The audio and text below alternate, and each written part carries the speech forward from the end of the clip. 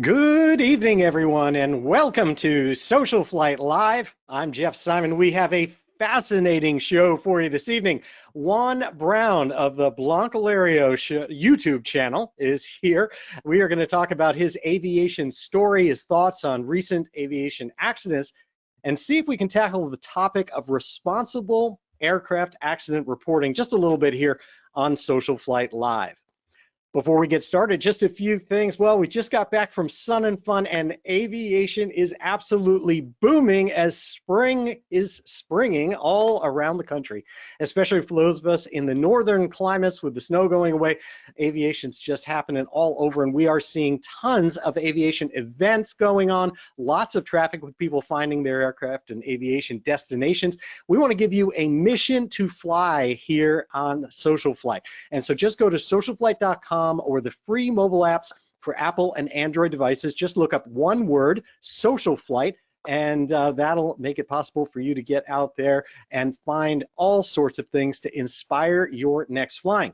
In addition to that, we have our FAA Learning Center, and the FAA Learning Center is where you can go for on-demand courses. We have courses where you can get wings credits. If you're a mechanic, you can participate in the Aviation Maintenance Technician Awards Program, or if you are an A&P with an inspection authorization, you can get your 8 hours of continuing education all on SocialFlight, all for free. Just go to socialflight.com, click on the FAA credits section, and you'll be able to do that. And many of our courses or other shows that we have on there, if they qualify for Wings credit when we do a live show, it'll also be available there.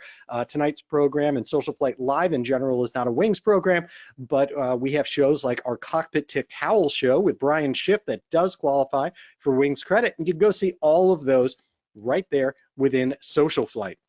And then lastly, we have our Fly to Win challenge. We just gave away a Lightspeed Delta Zulu headset on April 1st to Stuart Philpott of Taylorsville, Kentucky. Congratulations, Stuart. You won that Lightspeed Delta Zulu headset. And now we're giving away another one on June 1st. All you need to do is get the mobile apps from SocialFlight, get out there, check in at even your local airport, even one check-in, and you are entered in to win that Lightspeed Delta Zulu headset. If you do multiple check-ins, get on our leaderboard, you get extra entries and extra chances to win. Tonight's broadcast is brought to us by Avemco Insurance. I'd like to thank Marcy Veroni and Megan Thomas and the entire team over at Avemco that do so much to promote general aviation safety, and they do so much. I'll tell you, they support. You'll see multiple people that are providing education throughout the general aviation space. Lots of programs, lots of courses that are available on SocialFlight, all brought to you by Avemco. And if you want to see more programs like that, then you just tell them that you love what they're doing. Again, they support so many wonderful educators throughout general aviation, and we appreciate their support as well. Now, on to tonight's guest. Through his Blancolirio YouTube channel, Juan Browne may be the best known voice in the world of aircraft accident reporting and analysis. Most impressively, he has achieved this success while unwaveringly sticking to the facts and delivering them with professionalism and respect. Something truly admirable in an online world driven by clicks and sensationalism. I really, really love watching his delivery of the news and what's happening and analysis, and it means a lot to me the way that he delivers it, which is a big part of the reason that he's with us here tonight on the program, and I appreciate that. Juan is a commercial airline pilot and A&P mechanic with over 6,000 hours in everything from small single-engine piston aircraft and trainers all the way up to the C141 and 130, as well as the Boeing 757 and 767 aircraft that he commands in his, quote, day job. The Blancolirio channel is over 10 years old and has approximately 550,000 subscribers and received 3 to 4 million views per month. Think about that in a world that is as small as general aviation, and yet his analysis of aviation accidents and incidents across the aviation spectrum really has brought this amazing recognition, and 3 to 4 million views is truly astonishing. I am absolutely thrilled to have him with us here tonight. Please welcome to SocialFlight Live, Juan Browne.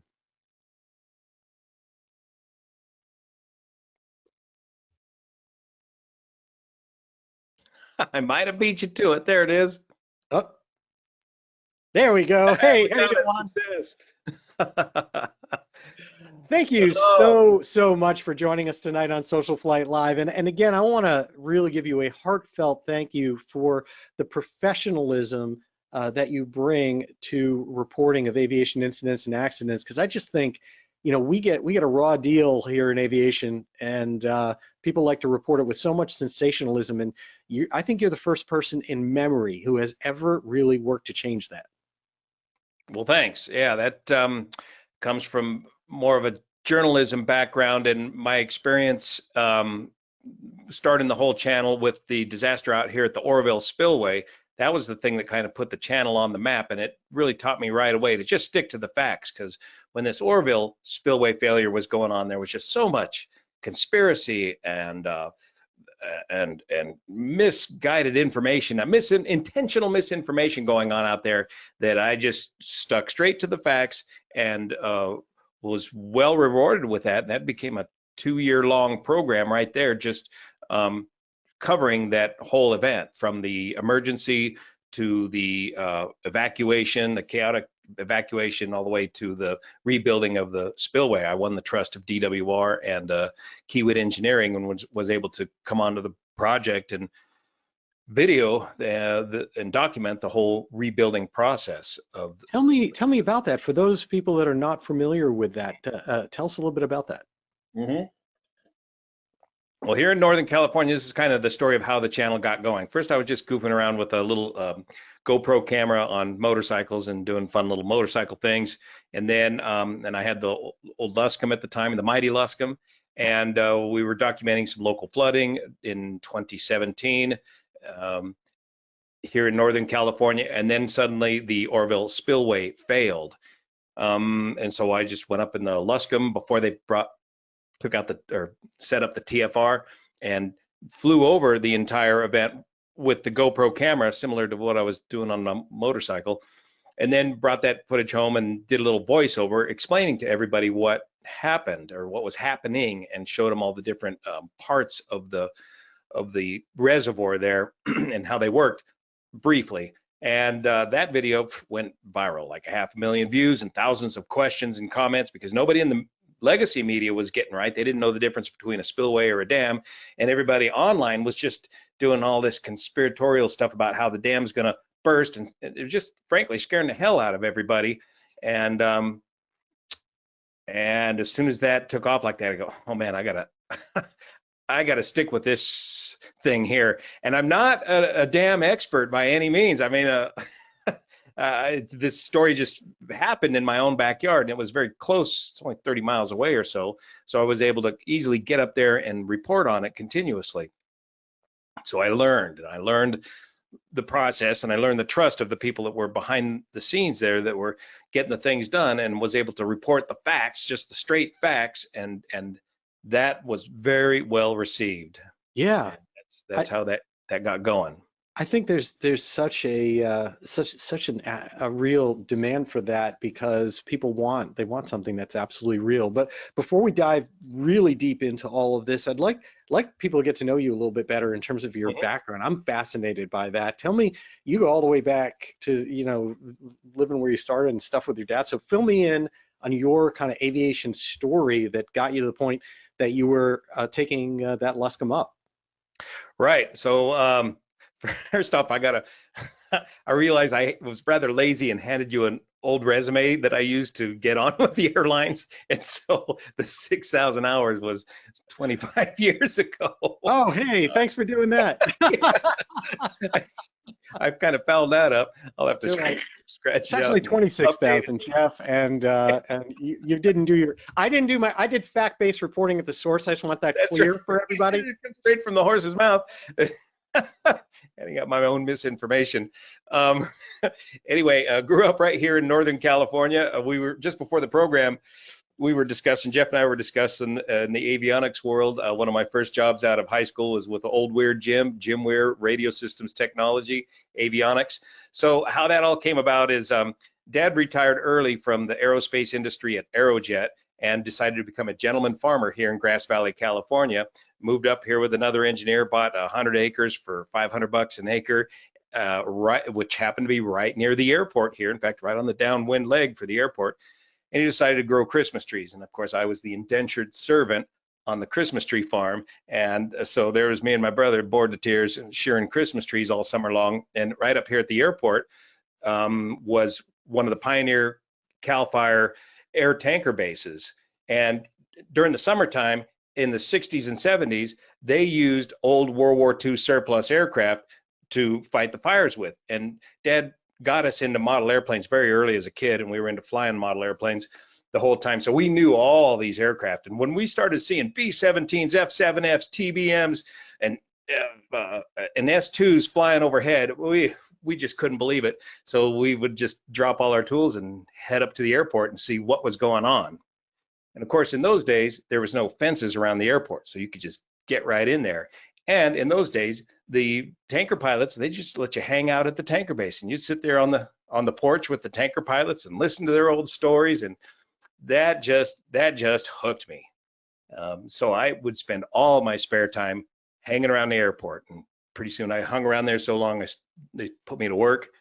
First washing airplanes for airplane rides, and then parking airplanes, and then eventually pumping gas, driving the gas truck, and then jobs like Old Weird Jim at RST popped open, and one of the old tanker pioneers, Ralph Ponte, one of the tanker pilots at the time, had this amazing facility right next to the base where he would take these old tankers and restore them back into warbird status. And so I ended up going to work for Ralph, and that's where right after high school, the first thing I did was go down to Sacramento City College and got my A&P license. So 2 years A&P program. And I was able to continue to work as an aircraft mechanic all through my aviation career, like during summers between college or buying and selling airplanes or in between jobs. So I always had a way of putting some bread and butter on the table with that A&P license. So that's fantastic. Now that obviously wasn't the end of your flying, because where'd you go from there? Right. So while I was doing all that, one of the dinner conversations around the dinner table was Dad said, well, if 15 years old at the time, instead of buying your first car, why don't you consider buying your first airplane if you're going to get a license and do all that? And Dad was not a pilot. He missed the World War II cadet program by a matter of months. So he actually encouraged me to do that, and so I did. And with the help of some of the old timers up at the airport, picked up an old 1942 Taylorcraft, the DCO 65, the tandem version, for $3,500 down in Yuma, Arizona. I had a grand saved up of my own money, and Mom and Dad floated me $2,500 at only 9% interest at the time. And went down there and got that aircraft and soloed it on my 16th birthday and got my license when I was 17, and continued to fly it until I had a little incident with density altitude, I guess when I was about 19 years old or so, and we ended up overhauling the engine at A&P school, and I sold the airframe, and then just went on buying and selling small airplanes throughout the rest of my career, which is something I still do to this day. And I'm still here at the same airport that I grew up on so many years ago, right here in Grass Valley. That's fantastic. Now, unless I also got other different information there. I saw the 141 and C130. Tell me a little bit about that. Right. So I'm mucking about with the Taylorcraft, got my A&P license, and struggling to build up the time and the hours to get the rest of the ratings. And again, a different tanker pilot, Buzz Blaylock, convinced me to go cut my hair and go down to the ROTC detachment there at Sacramento State College and go get an Air Force pilot slot. So I kind of refused to cut my hair initially because I didn't think it was going to work, but I did go down there, and they said, here, kid, fill out this test form. And it was the OQT, the Officer's Qualification Test. Well, the first half of that test was all about airplane stuff. And I thought, oh man, this is easy. I just whipped it right out there, and the rest of it was kind of like an SAT test. So I kind of fumbled through with that and handed it back to the guy, and he scored it, and he said, "Go cut your hair and get back here on Monday." And from that, I was able to parlay a U.S. Air Force pilot scholarship, and they paid for the rest of my tuition there at the Sacramento State College, and secured a pilot slot in the Air Force in my sophomore year. So I knew I had a pilot slot finishing up through ROTC there. Wow. And what had you decide what type of plane you went, where you went as far as what kind of plane to fly in the Air Force? Congratulations, Lieutenant Browne. You get the first available choice was always there. So when you go active duty into the Air Force, you are subject to the needs of the Air Force. And once I got to pilot training, so I went into pilot training with about 1,000 hours of bug smasher time of just flying around up here in the hills with very little radio experience and no instrument experience at all. So they had to beat that out of me, that general aviation background I had, and get me to fly right on the Air Force way. And so you go through the pilot training, you got to successfully complete the T-37 and the T-38 training at the time. And then they split up the class between fighter qualified and not fighter qualified. And so a bunch of us, well, a handful of us got fighter qualified. Half of the class got washed out, needs of the Air Force at the time. And then some of us got fighter qualified, and then everybody else got the bomber tankers. And of course, at the time, there was only one fighter assignment available. That goes to the general's kid. All I wanted to do was F-15, F-16, rah, rah, rah. And the Air Force said, "Browne, you can talk and fly at the same time. Since you're fighter qualified, we're going to make you an instructor pilot in the T-37.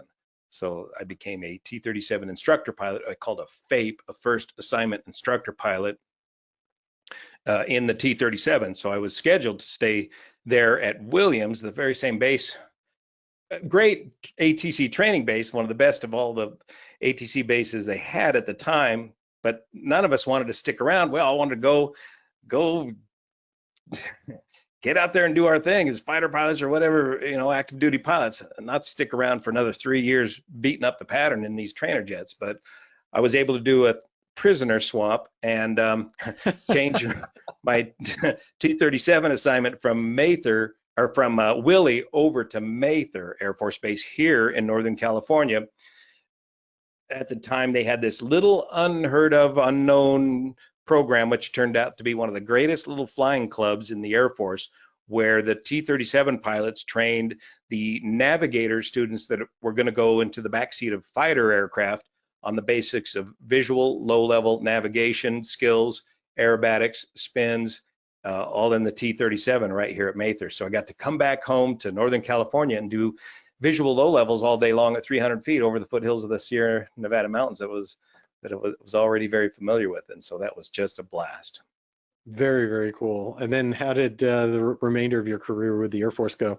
Right. So after 3 years of that, I say, okay, I'm ready for that fighter assignment you guys promised me after doing all this instructor flying. Congratulations again, your first available choice, a drum roll C141 to Travis Air Force Base. So that don't look like no fighter. That's a giant 4-engine transport airplane. And but it was the unheard of Northern California tour, which was cool. Didn't even have to move, which is unheard of. And then got onto that 141, and that was a real eye opener. It was a whole bunch of responsibility for a young guy right out of the gate. You come out of the instructor world and they upgrade you pretty quickly to aircraft commander of this giant 4-engine aircraft, or after you've never flown anything bigger than a T-37, and you're flying all around the world in this 141 with a huge cast of crew members and enlisted guys in the what we call strategic airlift, which I learned later, the difference between strategic airlift and tactical airlift, from a big crew of enlisted guys from one giant party to another all around the world. I mean, we were just cargo pilots, just hauling stuff, literally going all around the world. We circumnavigated the globe several times, And then pretty quick you learn, you get AR qualified, air refueling qualified, so you can extend your mission even farther. And so then, boy, you're talking super augmented 24+ hour duty days with 2 or 3 ARs and multiple crews. And this is in the middle 90s or so. So the Gulf War had already wrapped up, and Bosnia Herzegovina was going on, and most of our time was spent in the Mogadishu and the Somalia area when all that was happening, the Black Hawk Down and all that. So that was. And I saw the C130 in your list as well. So then come time to get out, you got to watch the cycles of the hiring industry with the airlines. And when I had the first chance to get out after the T-37, the industry was no good. I had to stay in for another couple of years and wait for the cycle to return. So I figured, okay, at this time I can get out and try to get that job. But at that time, the C-141s, we'd flown the wings off of them during the Gulf War, so they had to retire all the 141s. And so the active duty squadrons, or the reserve squadrons at Travis, had to absorb the reserves that were coming out of the 141. There were no reserve options for me for the 141 at Travis. And that's where I went groveling up to the Nevada Air National Guard in Reno, Nevada, who had recently made the fateful decision of switching weapon systems from the coolest job in the world, flying RF-4s, reconnaissance F-4s, to C-130s. So there was just a whole squadron of upset pilots crying in their beers that didn't have an ounce of CRM amongst them, just a strong bunch of strong-headed guard guys. And I come waltzing in there with a 141 rating, and and they sent me through the whole program. Little Rock, Arkansas, did a 6-week program in 6 months learning the C-130, and then came back and learned all about the difference between tactical airlift versus strategic airlift. And that was a big eye-opener. A ton of work, a lot more work being mission qualified for an airplane like the C-130, a tactical airlift aircraft, versus that of a 141. You're not just hauling trash all around the world anymore. You're for fans of freedom, bush plane, doing low-level airdrop formation, night formation, ski formation, assault landings, the whole giant list of requirements to stay current and qualified as a mission pilot in the C-130. So a very demanding job, and a fascinating plane to fly. And again, doing most of that work here in the Sierras. But of course, when the balloon goes up, the Guard and Reserve were the first to go, and so you are right for deployment doing that job. Wow.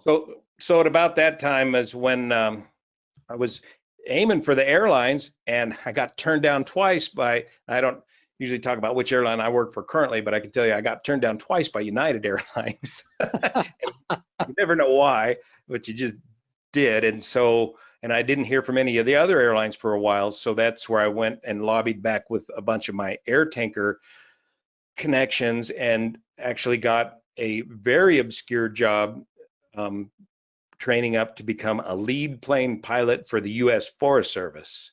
And that was a GS-13 position. It was here in Northern California, and it was flying the, at the time, turbocharged pressurized Barons as a lead plane on forest fires, where it's required by contract that the heavy air tankers all have a lead plane to follow on each of their retardant drops. Now, that's not the case with the Cal Fire S2s. Those are initial attack qualified airplanes, but so a very unique and interesting job, and just a hair-raising industry to get involved with. And it looked to me like I was going to be making a career out of the firefighting industry, being a lead plane pilot. And then eventually Reno got the MAFS mission, and I could coordinate between the two really well. And there would be a good career in the firefighting industry until finally the airline I work for today called, one last letter of recommendation and interview, and bam, got the job, and been there for the last 26 years.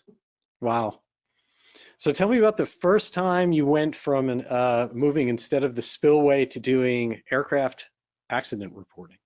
Right. So slowly, Orville started slowing down, but a lot of people were interested in the Luscombe and the airplane, and so I showed them more and more about the airplanes and that sort of thing. Then these questions would start arising about these aircraft accidents. Hey, Juan, could you tell us about this accident or that accident? I was reluctant to get into this because I knew, one, if I'm going to do this, it's got to be exactly right. And if I get one detail wrong, I'm just going to be laughed off of the aviation stage right away.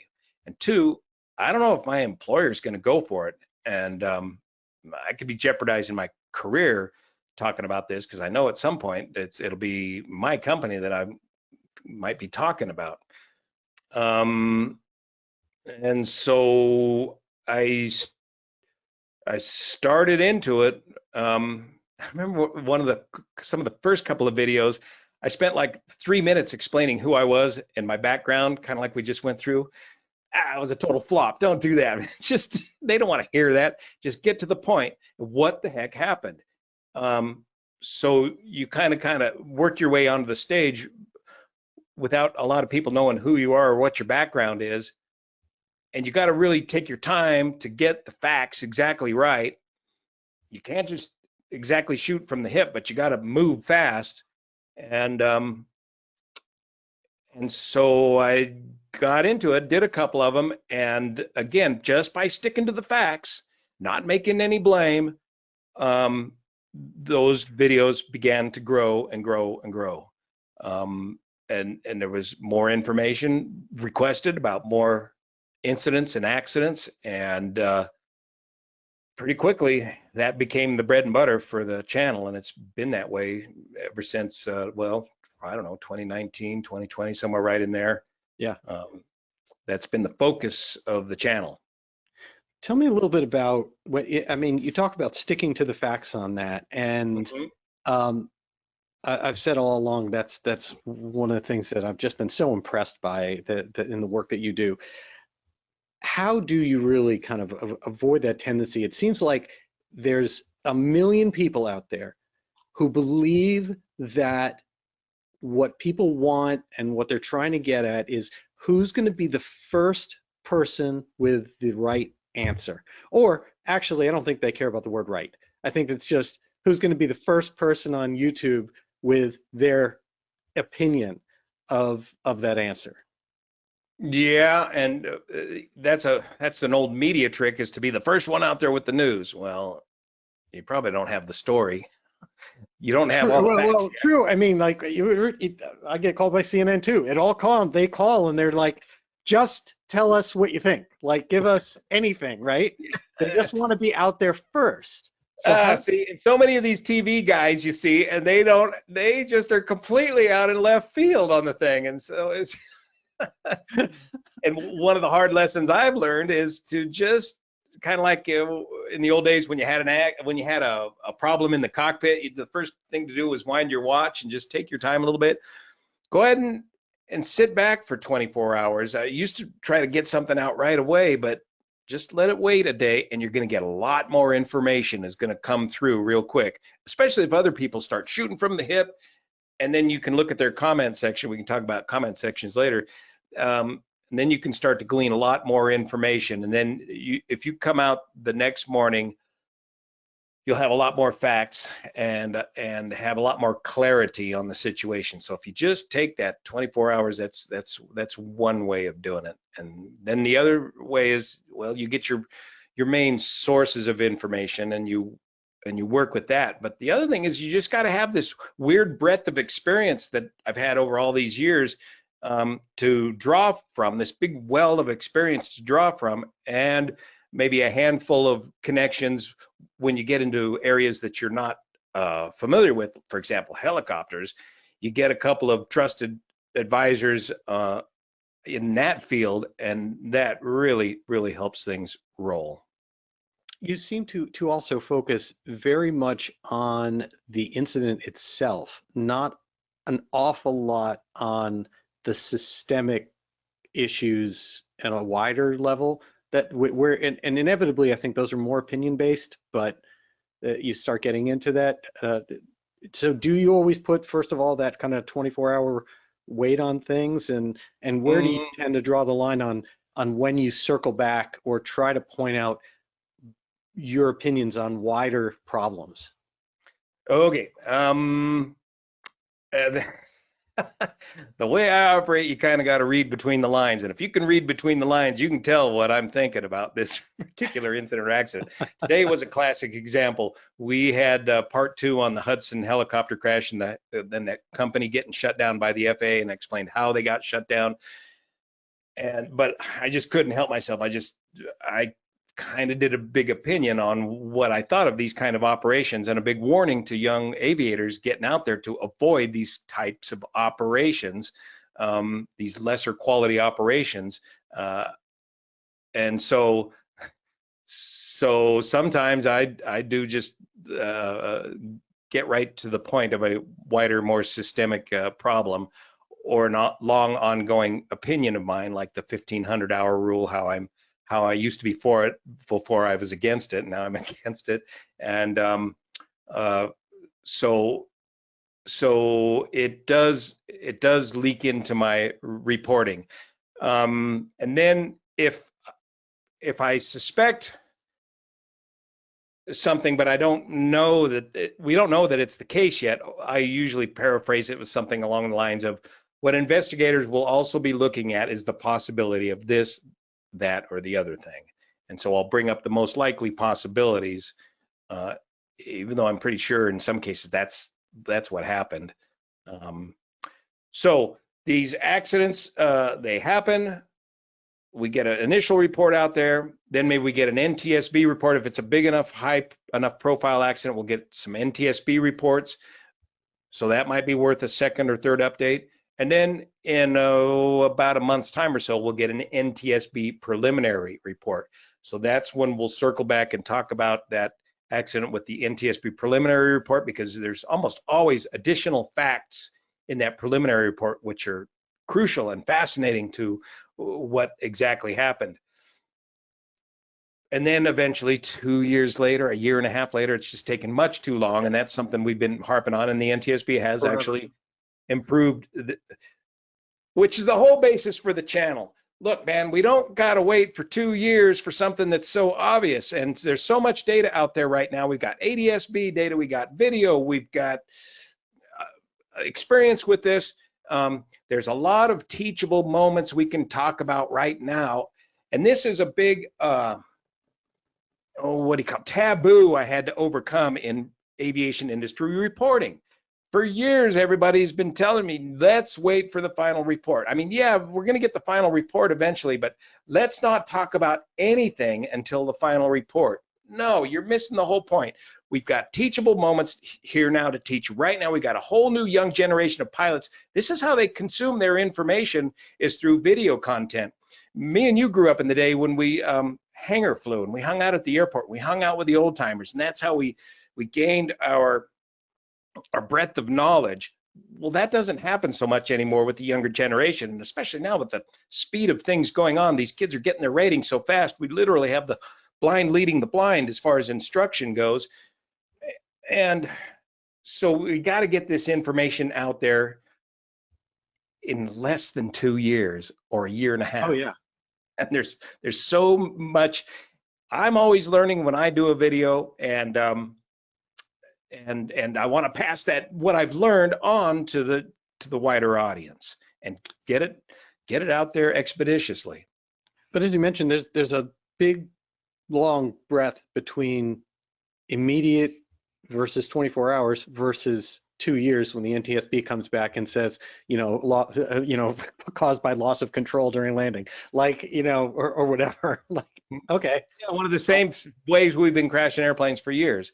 Yeah, it exactly. But I'm curious how you choose your sources as a journalist, and going to that journalistic background, how you do that in a way that we're able to rely on the types of things that you say. Clearly, you're using stuff like ADS-B, which is what it is, right? That's just your radar track, your data, weather at the time, things like that. But more recently, there have been incidents, and I think it's happening more and more, where we're starting to attack the pilot. We're starting to attack things like that. And there's a lot of absolutely complete misinformation that comes out as fact in many cases in the beginning, Mm-hmm. that Mm-hmm. can ruin people's lives. And then Exactly. then it turns out, oh, hey, it turns out this person had the training, or this person didn't fail this thing, or it wasn't even the Exactly. person we said it was at the controls. Yes. How do Yes. you get past some of that where it really gets personal instead of what do we have factually about the accident? There is no need to slag the pilots personally in an effort to gain likes, subscribes, and views. Um, Doing sensationalist stuff like that is no way to report or inform. It just doesn't lend itself to the facts of the conversation ahead, unless you're trying to follow some agenda or something along those lines. But that's part of the sensationalism problem, that folks that get into this in social media, they are falling into the same old trap of clickbait stuff that the legacy media has done, for years, all the way back to the gold rush. Come to Yeah. California, it's an easy 2-day journey on horseback, killing thousands of people in the process.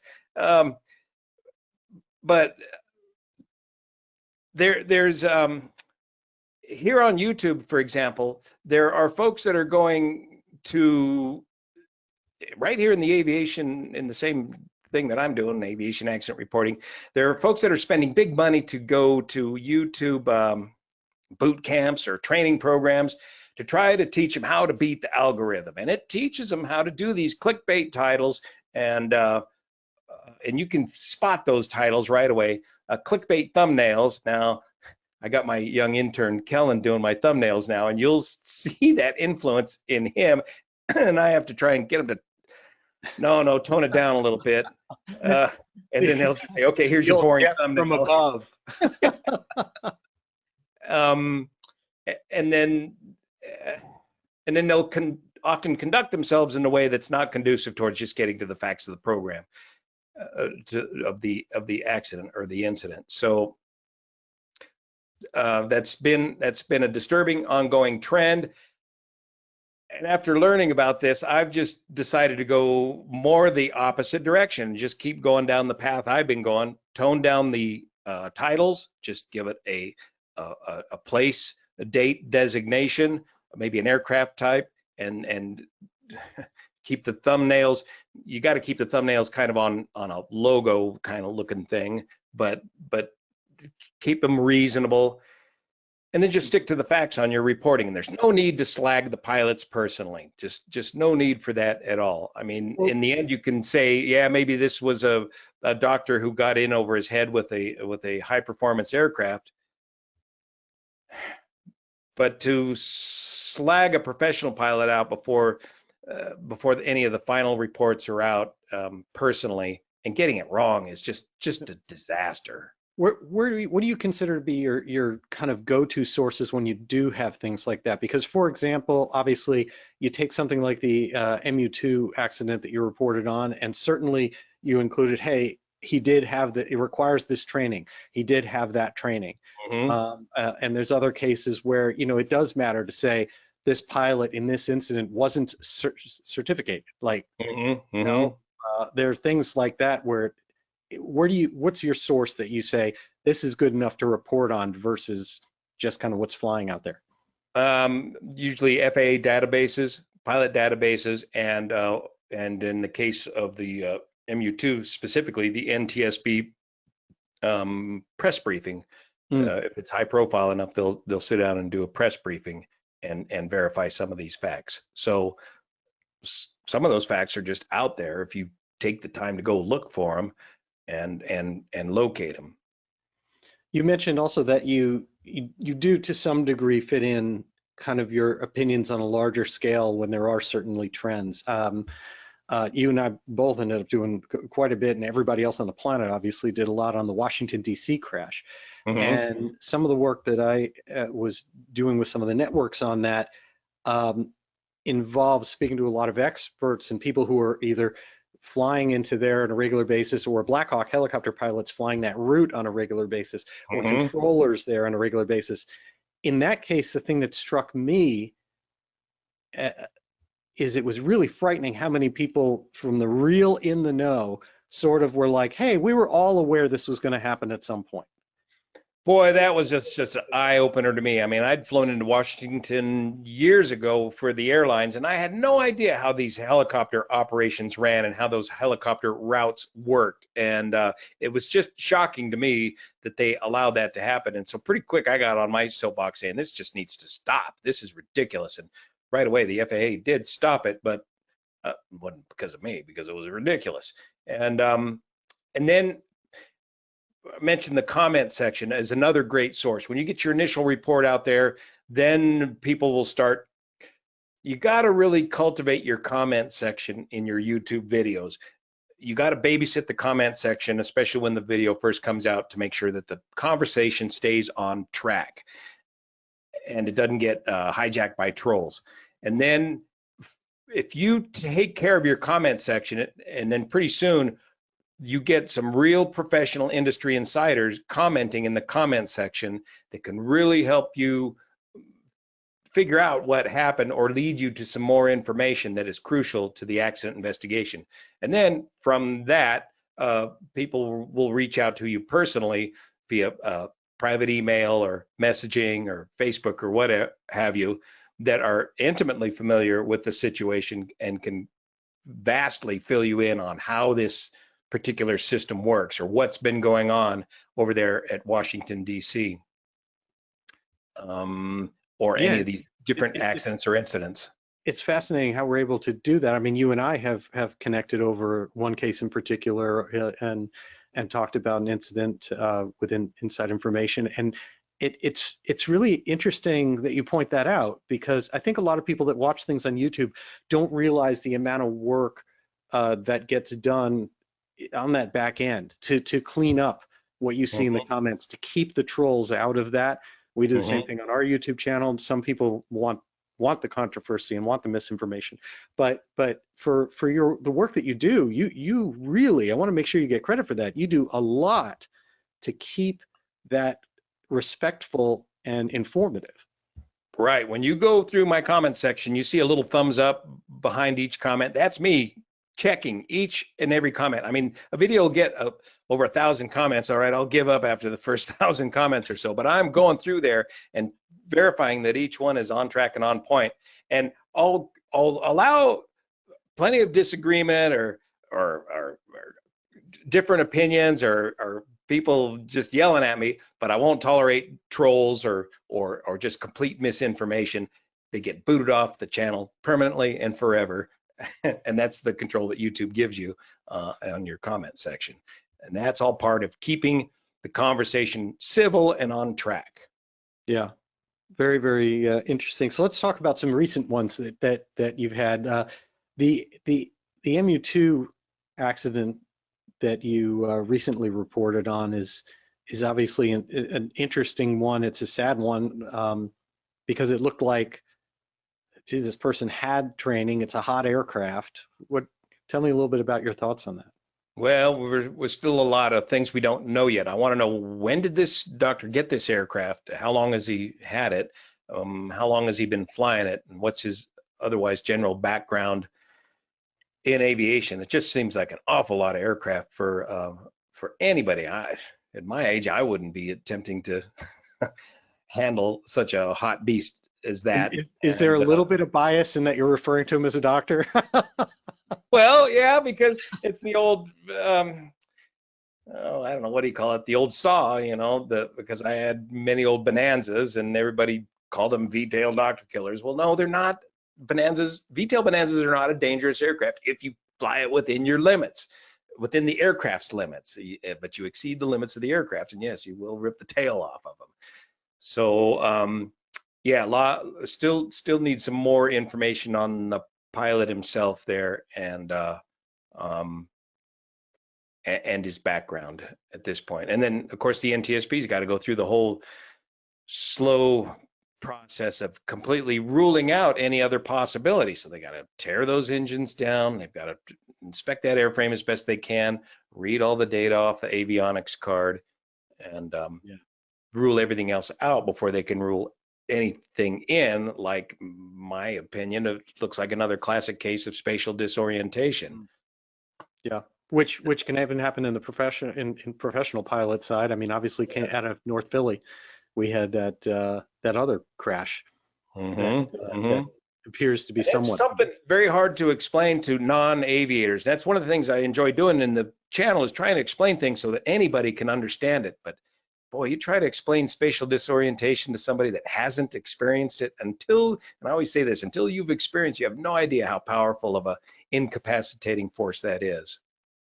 It really is. It's quite amazing to, it doesn't get reproduced very well, I don't think, in the way that we train, right? The idea that, like, look down at your lap and then they move the plane along and whatever. To anyone who's ever actually experienced spatial disorientation, it is a remarkably different thing to go through.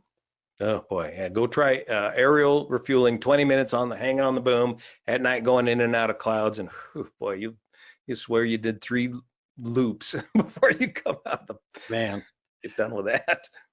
The other thing that seems to have come up recently has been Honda jets that may be a little boy, bit more of a systemic thing. we got a problem there, man, and I haven't had a chance to get back on it. But what is up with the Honda jets? And I'm beginning to believe it's like, from my motorcycle days, I love Honda motorcycles, but they always got terrible brakes and suspension. And the first things you got to do is upgrade the damn brakes and suspension. Okay, Honda Jet, you're kind of following the same old lead there, but there's some primary design faults are becoming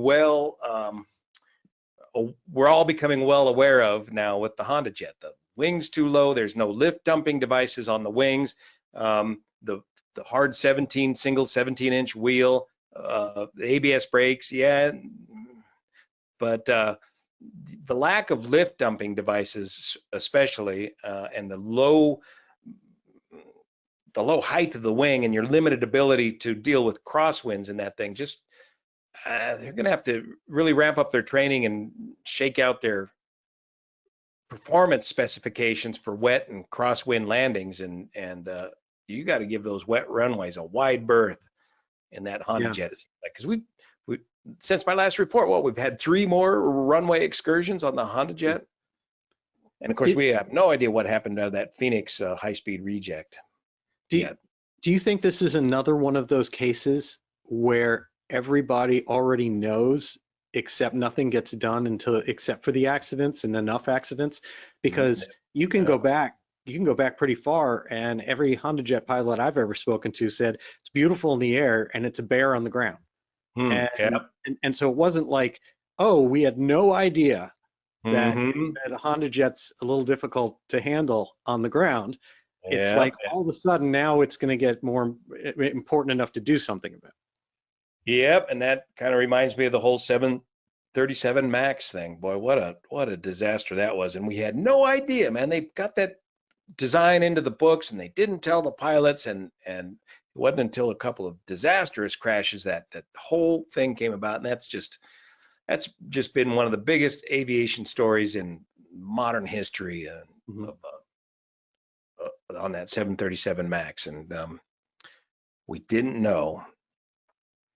It is it's really troubling. We had Rory Kennedy here on the show, who talked about that deep investigation into Boeing on that, all the work that she had done with her book, and it's unbelievable. I mean, yeah, when you dig into that. I might have to go back and see that episode. Did she do a book on the whole story of the MAX? Yeah, and had a movie and there's a documentary on the whole thing. It's pretty deep. And did you get it right? Did you know what she was talking about? Everybody's always going to take shots left and right. So, but I will say that it's a very, very compelling story. Good. I really think it is very, very compelling and sad. I think a lot of people know and are very aware of the entire kind of like McDonnell Douglas. This is the sort of thing where I'm an industry professional inside the industry, and we've been taught we can't talk about it because you might jeopardize your career. Well, you gotta, at some point, you gotta be willing to make a stand and make a stand and speak to this awareness of what's going on, and Well, let damn me the ask you that. Do you think that something is happening that we're seeing? I think the perception is that we're seeing so many more aviation accidents, including in the airlines. Do you actually think we have a serious issue? Well, we've got a serious turnover in the industry right now, and that's leading to problems. And I think that Toronto situation may be part of the whole turnover in the industry, less and less experienced folks in the industry. But as far as the rate of accidents, still the accident rate is generally trending down. Now, we don't have the very latest data, but over the last couple of years, generally the accident rate is trending down. And that's the whole purpose of all of this, is to increase the awareness out there so that we can drive that accident rate down lower. But everybody thinks the accidents are increasing because they're seeing more of it on social media and TV. And so you get a couple of high profile accidents, and then pretty soon that's all the television is talking about. And since Toronto, or since Washington, we've seen a bunch more accident oriented YouTube spaces open up. But that's not the case. In general, the accident rate is coming down. It's just the amount that you see on your feed that's driving you to think otherwise, and that's incorrect data. I think, though, you did touch on something that's very accurate and kind of inevitable, and that is anytime that you sort of stress a system and impose a lot of change on it, something often does give, and that's true in manufacturing in aviation, that's true in maintenance in aviation, and that's true in the piloting in aviation. That there's been, if you really do look at turnover and change in the industry since the pandemic, there's been an awful lot of changing that's happened. And high rate of turnover, not just pilots, but we're talking ATC, and they've got their issues, and as you say, maintenance and management of the whole thing as well. Yeah. So last kind of part of that, what do you think is the most kind of maybe interesting or even if it's not totally recent, accident or incident that you've sort of investigated and reported on? Oh boy, I don't know. Well, for me, the Orville spillway and dam, because I got so connected. Yeah, but that's not an aircraft. That's not an airplane deal. With the airplane thing, the challenge for me in the airplane thing is we're not doing anything new here. I'm not reporting on anything terribly new, except for that 737 MAX thing. We're still crashing airplanes the same way we've been doing it ever since aviation was born. And so the challenge is to present the information such that we learn from it and we continue to get our refresher currency on what not to do when we see some of the same mistakes repeated over and over again. I have to remind myself that every time there's a new audience out there, and there might be some new people that haven't seen or heard about this before. So we're going to go over this again. Flying single engine aircraft in icing conditions is an instant emergency, and when the MEA exceeds the icing level, you're doomed, and just simple things like that. So so as far as the most interesting, I guess it would be the whole 737 MAX would be the other second biggest, most interesting story for me outside of the Orville situation, because that's just an institutional giant story that goes well beyond the limits of aviation. Yeah, that's a movie into itself. Yes. And then of course sprinkle in a few of those things we've always had over the years of folks that hop in planes without licenses or training, or do all sorts of things, or take an airplane and put it on the ice and it sinks through. You name it. Yeah. Those are some classics. Have you flown in Alaska up there? That Me, seems, no, I only went to Fairbanks and Anchorage a couple times with the big jets, but not any small plane flying. I hope to do that soon. Um, well, another example of something interesting was to do a personal interview. That personal interview I did with Chris Benham and the Boeing 777 engine that blew out, that ended up becoming a AD on the Pratt and Whitney engines. I believe it was on the 777. That was a fascinating story when you get to interview the pilot directly, especially when you happen to be flying the same type of airplane. So you can really have an intimate conversation about the details of what happened in a catastrophic event that, boy, just so very rarely happens in a single pilot's career. Those are fascinating stories. yeah, no doubt. Well, I mean, I just, I'm thrilled for the work that you do and the way that you do it. And I really look forward to you're always my go-to, no matter what happens in the news. The first thing is the news, which I know probably got about half of it wrong. And then I go immediately to see, all right, has Juan come up with his analysis yet? Let me ask you, it's probably not a quick question, but before we get to the last phase of our show, what are the tools that you generally use? Because you take ADS-B data, you overlay it. What are your favorite things for if anyone else wants to go out there and do Yeah, that? quick workflow process, man. You got to move quick here on the Blancolirio channel. So I'll wake up in the morning without any idea what I'm going to do. I'll check the news, any major news stories, check the email messages.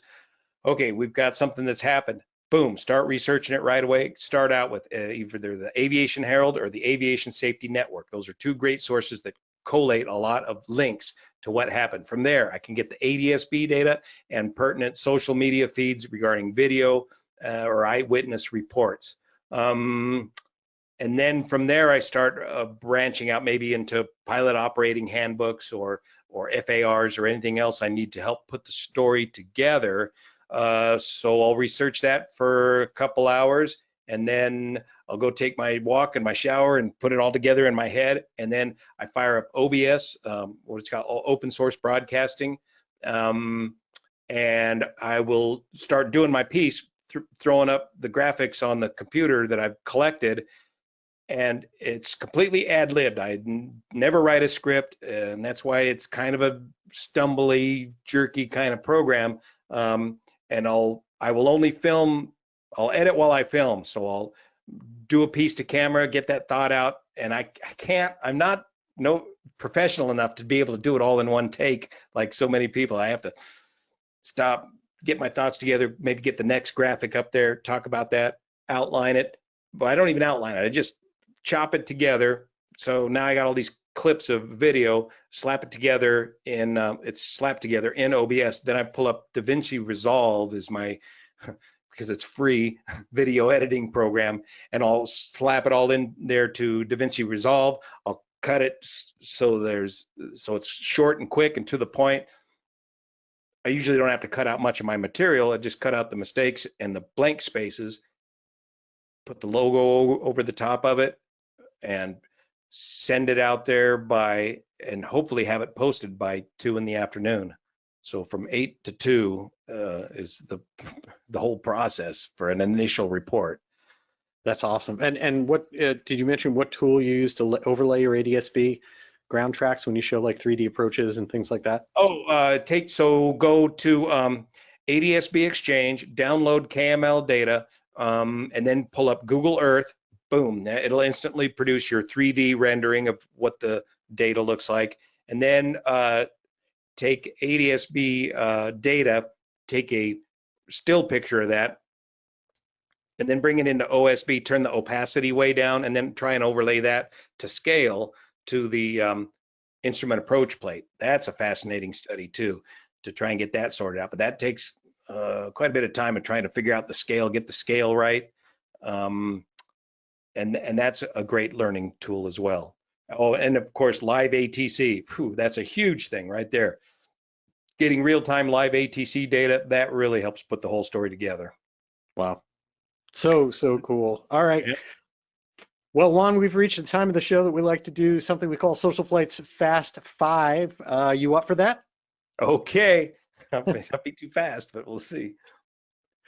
All right, Juan Browne, this is your Social Flight's Fast Five. 5 questions to just get to know you a little bit, understand everything that you have done with the Blancolirio channel and aviation accident reporting.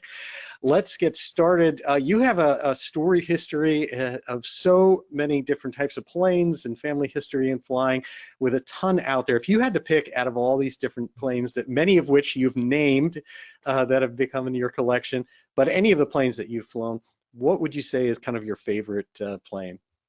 Well, just like motorcycles, it depends on the mission. And that's why I got too many airplanes myself right now. So, for example, best airliner aircraft, Boeing 757. Once you've flown the 757, you'll realize why it's every pilot's favorite. Overpowered, last of the muscle jet airplanes.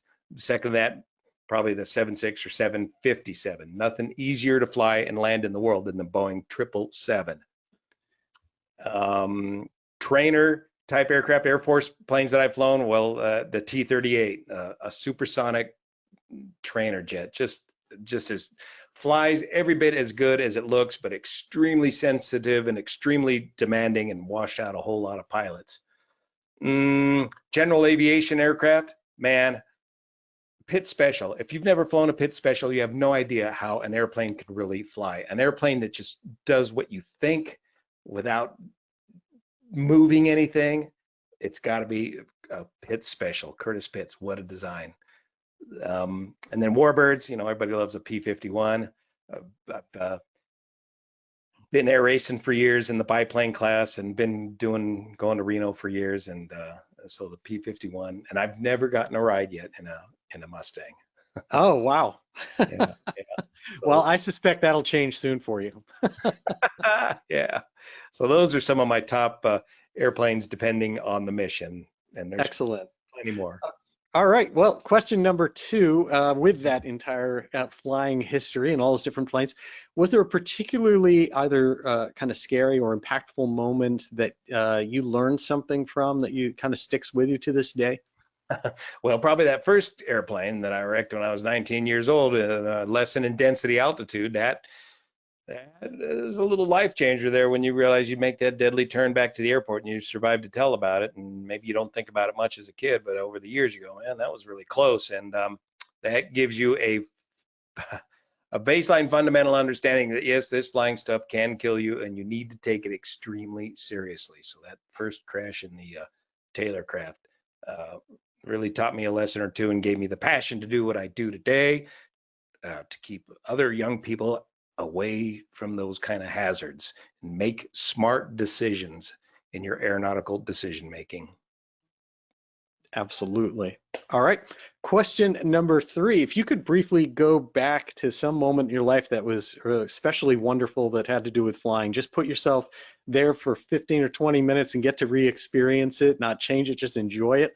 What would that be? That'd probably be the first time racing up at the Reno National Championship Air Races in that Pit Special biplane.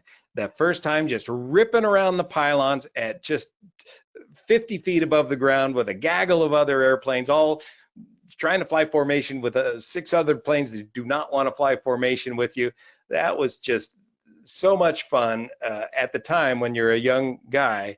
And then, of course, after a couple of seasons, you kind of start to wise up and go, oh, yeah, you're kind of rolling the dice here. And after about 5 seasons, you say, that's probably enough of that for Brownie. But boy, that first Reno air race in front of a crowd of thousands of people, just what a thrill that was. Absolutely wonderful. Okay. All right. Question number 4. If you could go back in time and give some advice to your younger self. Boy, one biggest regret I got in my career is I didn't listen to the folks that tried to tell me about the reserve and the guard. When you're going to go into the military and you show up to pilot training, active duty, with no idea what assignment you're going to get, and you got to compete for it.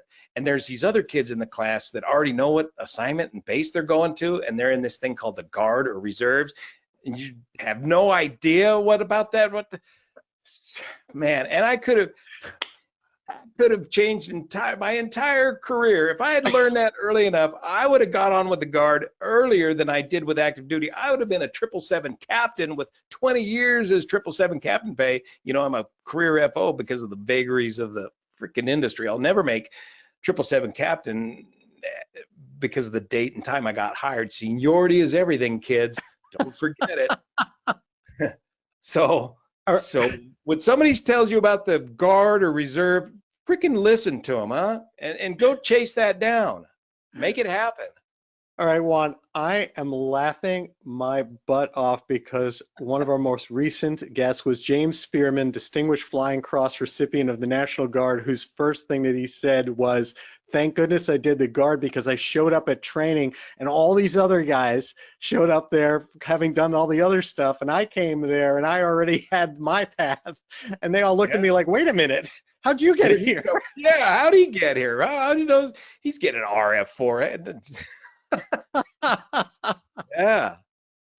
That's fantastic. All right, well, our last question in Social Flight's Fast Five for you, Juan, is if you could choose anyone, alive or no longer with us, past, present, who, anything, to spend an evening with. Is there anyone any hero or anyone that comes to mind?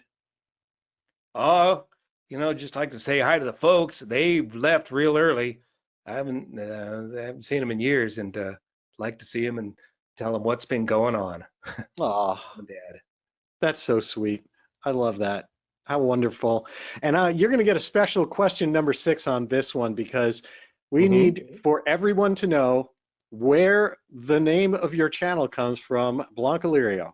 The number one question, we almost missed it. Good catch, because I forgot as well.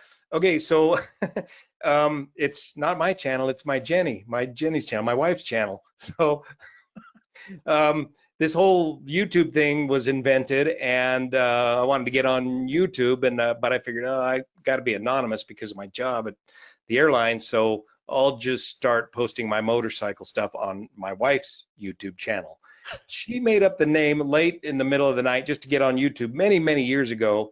She's from Spain. Spanish is her primary language. She had some oddball Spanish name similar to Blancolirio for her email. And so she just made this pseudonym called Blancolirio. It literally means white lily in Spanish.